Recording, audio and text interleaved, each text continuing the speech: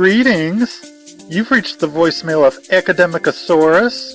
If you're calling for any reason whatsoever, then too bad, because Halloween has been canceled. Canceled, I say. Everything is ruined. Thanks, Ida. Anne, pick up. I know you're there, and I know you can hear me. You can't ignore me forever. What do you want now? When are we leaving? What? For where? To go to Langdon Dread's gallery? Our Halloween trip.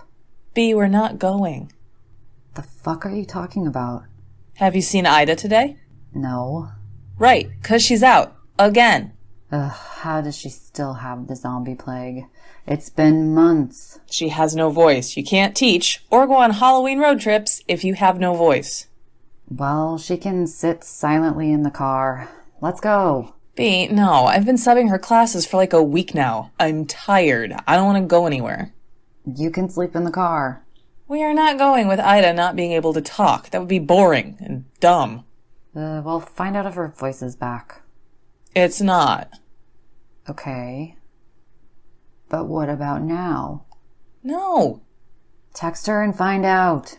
Text her yourself. It's a group text. You're in it. Text her.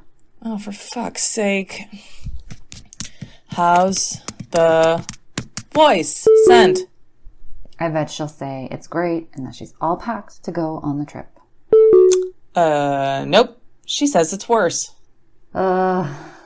She's ruined Halloween. Oh, don't be a jackass. Tell her she ruined Halloween. I am not telling her that. I'll tell her. Well, you'll text her that but not ask how she's doing? Sent. You're a monster. She's ruining my favorite holiday. The holiday of my people. What? The holiday where I can truly and finally be me. I thought that was April Fool's Day. Ha ha. She's typing. Why do we have to be on the phone if we're also in the group text? Because I am bored. Okay, Ida says, I'm so sorry, B. I didn't mean to mess up all our plans. Oh, look, now you've made her feel bad. Good. I wanted a road trip to look at spooky paintings. You're impossible. New text. If it's any consolation, I'm bored out of my mind. Ooh, dial her in. What? Dial her into the phone conversation. B, the entire reason she's not at school teaching is because Ida legitimately can't talk. What good would calling her into a phone conversation do? Fine, I'll do it.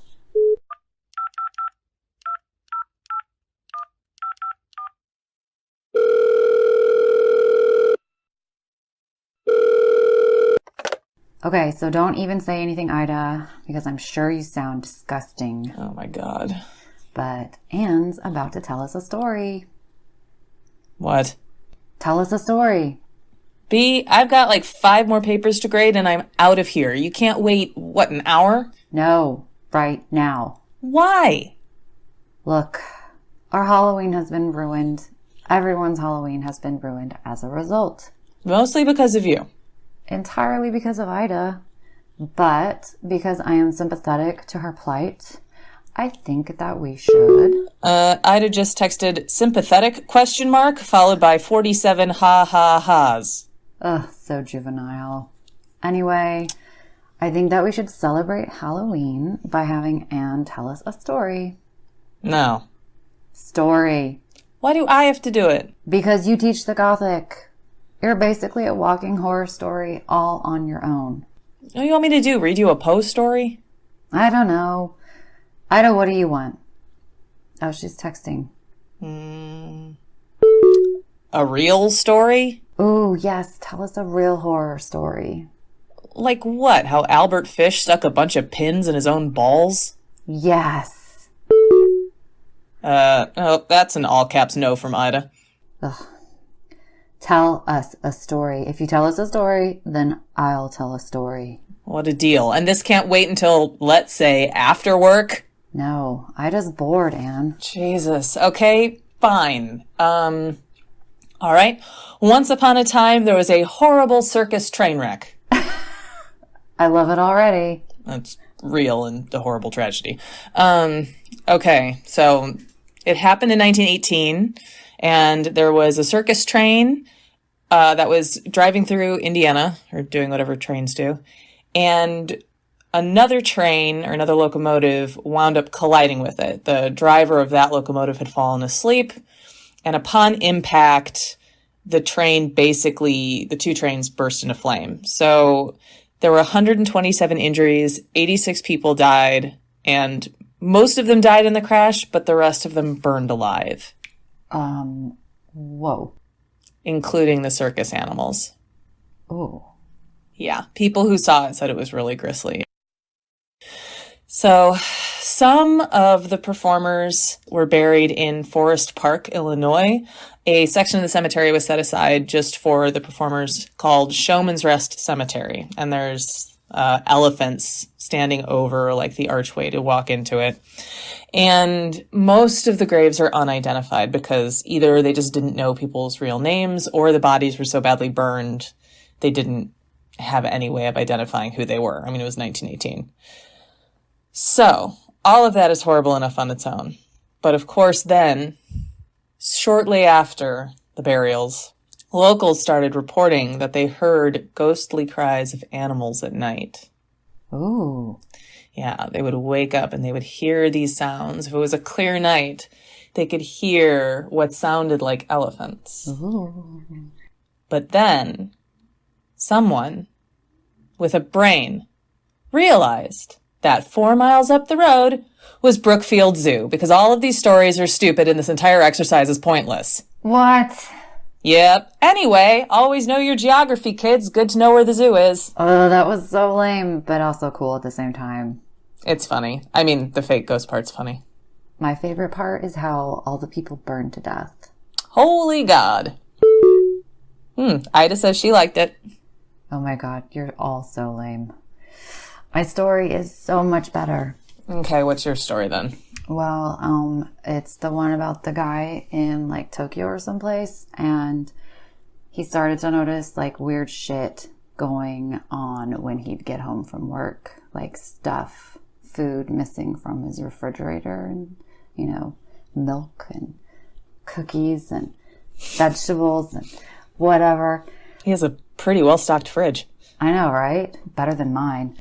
So he's noticing that food is missing from his refrigerator, and he doesn't have a roommate or anything. He lives alone. So to catch like the weirdest thief, burglar, whatever, ever, he installs a hidden camera, and the camera is linked to his phone. So one afternoon at work, he gets a notification that he's got a video from his hidden camera. So he opens up his phone and watches the video. And in his darkened apartment, he sees a woman crawl out of his wall. What? And start going through his refrigerator. Oh my God! That's real? Turns out she's just this homeless lady who like walked into his house one day when he left it unlocked, and then she never left. She lived in a little tiny closet and would come out when he was at work and then go back in when he would come home. So she just lived in his closet? Yep. And, for how long? I think it was like a year, and it's pretty fucked up. There's a video of it, and you can watch her come out of the wall, and I don't know. I would recommend it, but I would also be like, watch it during the day. Holy shit, B, what the hell? Right? Super creepy. But hey, if she paid some rent, I don't know. I'd be totally fine with someone living in my closet. Oh my God. I mean, that woman might be a hero. Maybe. Anyway, I'm leaving. Bye. What? You are not leaving me down here in this stupid basement after telling me that story. Fine. Ida, we're coming over. Hope your zombie plague isn't contagious. And we hope everyone listening has a happy Halloween. Also, sorry about this episode, everyone. Oh, are we breaking the fourth wall? I mean, just for now. As it turns out, Ida, or Maryna, for those of you living in the disgusting real world, Maryna actually can't talk. No, she just started vocal therapy, so hopefully she'll get better quickly. But as it is, Ida, B, and Anne will visit Langdon Dredd at his gallery for Christmas instead. In the meantime, thanks again to everyone who listens to the podcast and who cared that we hadn't said anything about a Halloween episode. That was really nice of you. We like your involvement, sort of. We're actually going to do something special for Thanksgiving because it's kind of a terrible holiday, but we also really like stuffing. So we're going to celebrate anyway by doing a Q&A episode. We'll have more details on that in the coming week or so. All right, but for now, check your closets. And check if the local zoo is upwind from your graveyard. And have a happy Halloween. Oh, God.